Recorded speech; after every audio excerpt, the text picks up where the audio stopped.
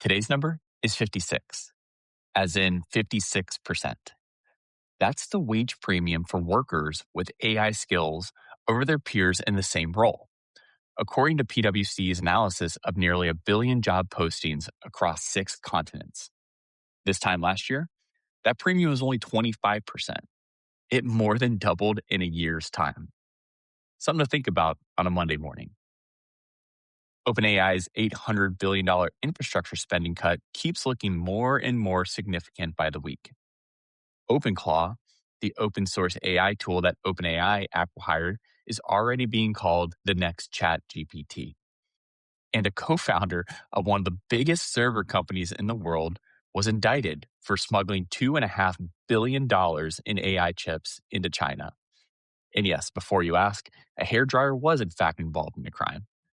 It was another crazy weekend in the world of AI, to say the least. I'm Don Michalik, and this is your Morning Intelligence for Monday, March 23rd, 2026.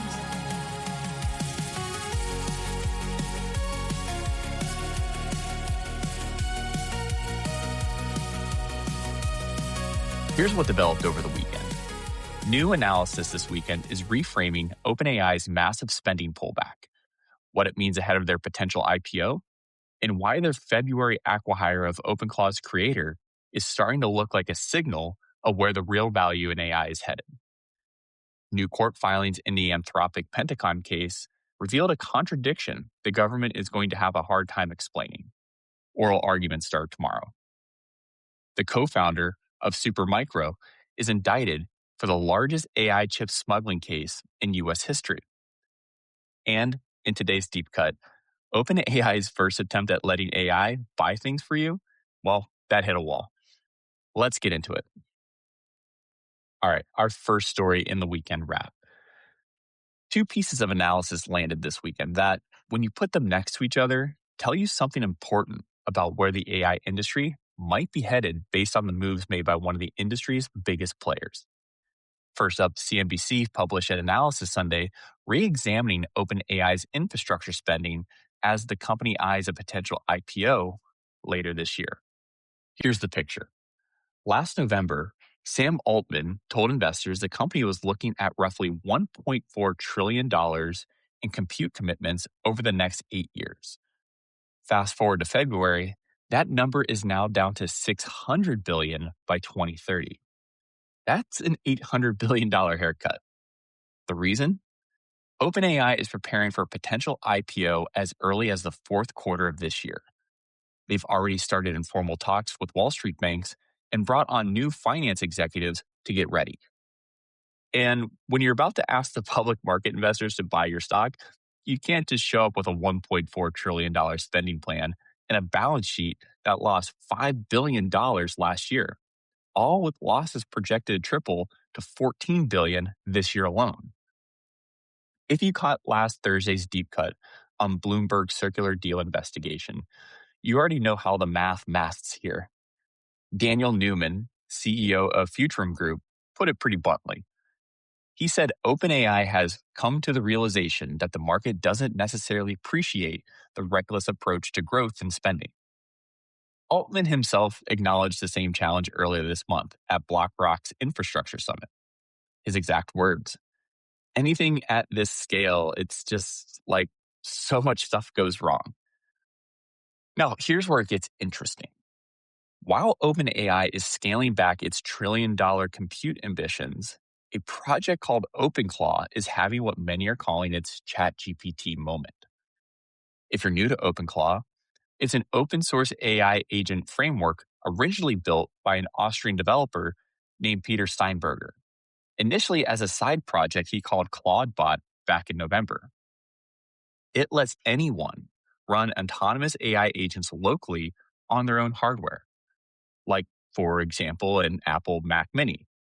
No cloud, no massive data center. It now has roughly 247,000 stars on GitHub and more than 5,700 community-built skills on its ClawHub registry. Just last week, Jensen Huang called it the most popular open-source project in the history of humanity. Last week, NVIDIA debuted NemoClaw, an enterprise-grade version of the famous open source darling. Tencent launched a full suite of OpenClaw compatible products for WeChat. And Forrester analyst Charlie Dye summed up what it all means. As foundation models rapidly commoditize, attention is moving toward agent frameworks that emphasize autonomy, usability, locality, and control. Now, you might remember that back in mid February, OpenAI acquired Steinberger and brought him in to lead their next generation of personal agents. Altman called him a genius and said he expects OpenClaw to become quickly a part of its core product offerings. OpenClaw itself is transitioning to an independent foundation. It stays open source, but the creator now works at OpenAI. And that's what connects these two stories together. The same company cutting $800 billion from its compute plans already brought in the guy who proved you don't need a $1 trillion data center to build the next breakout innovation in AI. Just a laptop, some ingenuity, and a taste for what solves real world problems. This matters because the model layer of AI is commoditizing. That's not necessarily speculation anymore. OpenAI's own moves somewhat prove it. They're spending less on raw compute and betting on the agent layer instead here. And the fact that they had to go outside of their four walls to get it tells you how fast the center of gravity in AI is shifting. The question isn't who has the biggest, baddest model anymore. It's who creates the foundations for what those models can actually do.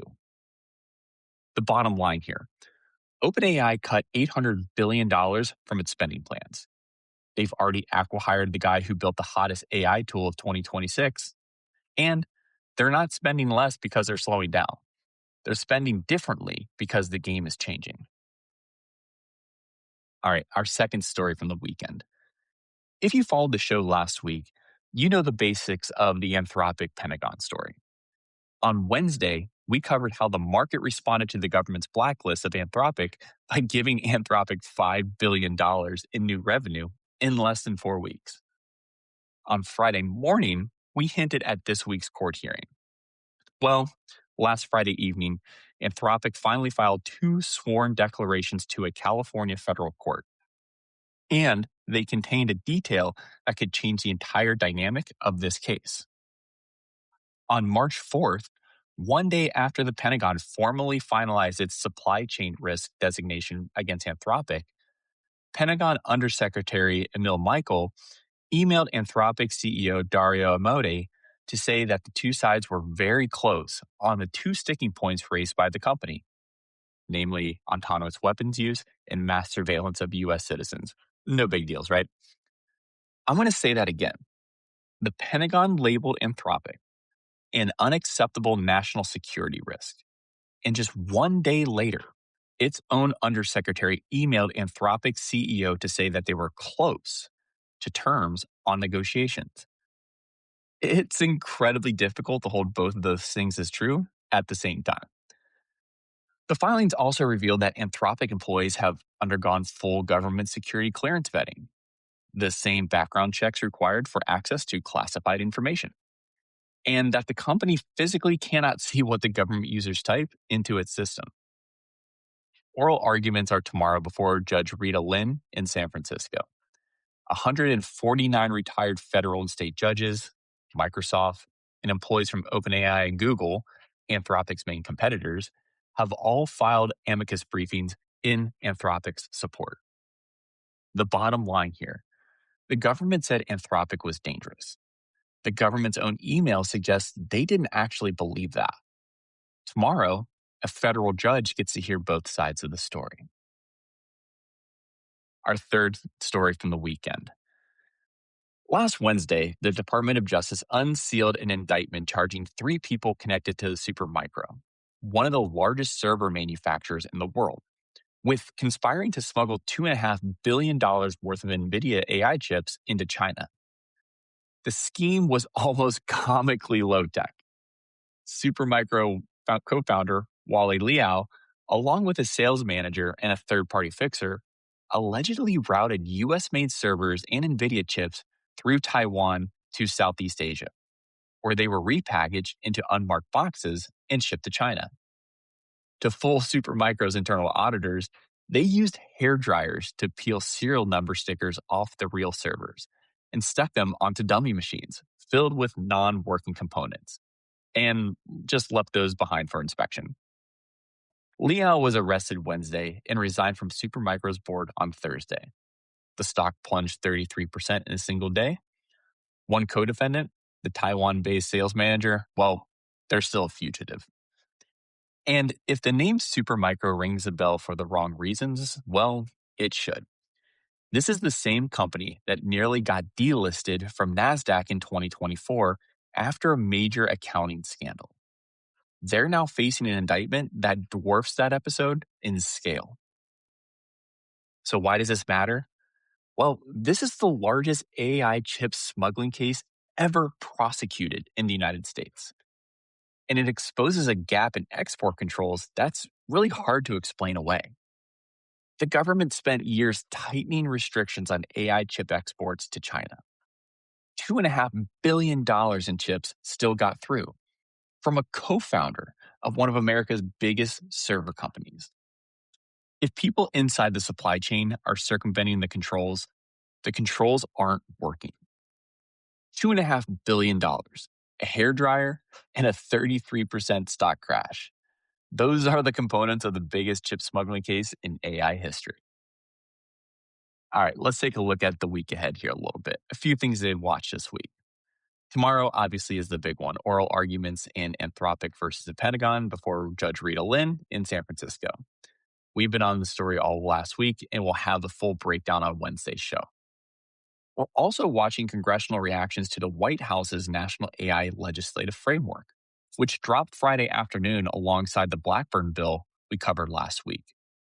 Two major AI policy documents from the same party in 24 hours, and they don't necessarily entirely agree with one another.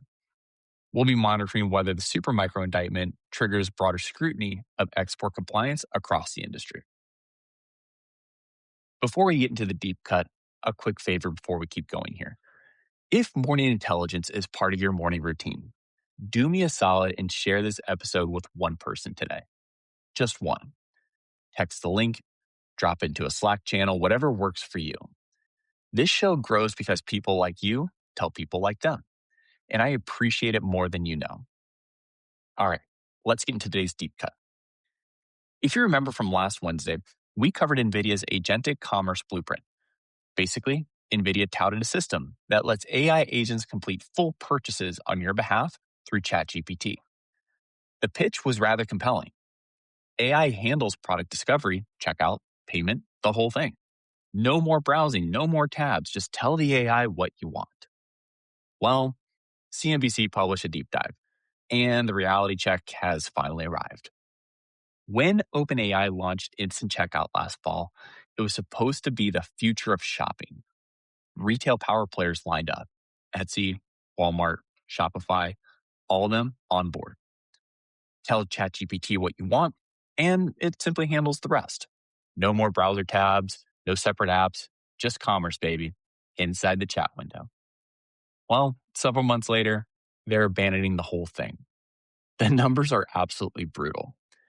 Walmart's EVP of AI, Daniel Danker, revealed that ChatGPT's integrated checkout had a 3 times worse conversion rate than simply using Walmart's website alone. 3 times worse. Merchant onboarding has also been a mess. As of last month, only about 30 Shopify merchants were even live on Instant Checkout. OpenAI is now pivoting to dedicated retailer apps inside ChatGPT that reroute you to the retailer's own site to complete the purchase. In other words, they built the future of AI-powered shopping and landed on, hey, here's a link to Walmart. Meanwhile, Google is quietly gaining ground with its own competing platform. Google's shopping agent now pulls real-time inventory data, live pricing, and loyalty program integrations. The kind of plumbing that actually matters when you're trying to buy something. They didn't try to replace the checkout. They made the existing checkout smarter. So why is this worth your time? Well, agentic commerce has garnered a lot of hype recently. We covered NVIDIA's blueprint for it last week. And now we have the first real data points on whether it actually works in the wild. The answer, at least for now, not even close. It's a useful reminder that AI being impressive in demo doesn't necessarily mean it's ready to handle your credit card. At least, not yet. AI can write your code, summarize your inbox, and beat humans at real world computer tasks. But it apparently cannot figure out how to sell you a toaster as well as a good old fashioned website. Again, at least not yet. All right, some fun stuff here before we go. Earlier this month, Chinese authorities restricted government agencies and state run enterprises from running OpenClaw on their office computers. Security concerns abound, right? Meanwhile, same country, same week, Chinese company Tencent launched a full suite of OpenClaw compatible AI products built into WeChat. Chinese AI companies Shipyu and Minimax saw their stock prices surge after Huang's endorsement of the technology at GTC. And OpenClaw adoption among Chinese developers is growing faster than in any other market outside the US. So, to pull the thread here a little bit, China's government banned a tool now owned by an American AI company. The same tool that China's biggest tech companies are racing to build their entire product lines around. If that feels contradictory or funny, congratulations. Welcome to the world of international AI policy in 2026. For tomorrow's teaser, we got Anthropic versus the Pentagon in the court.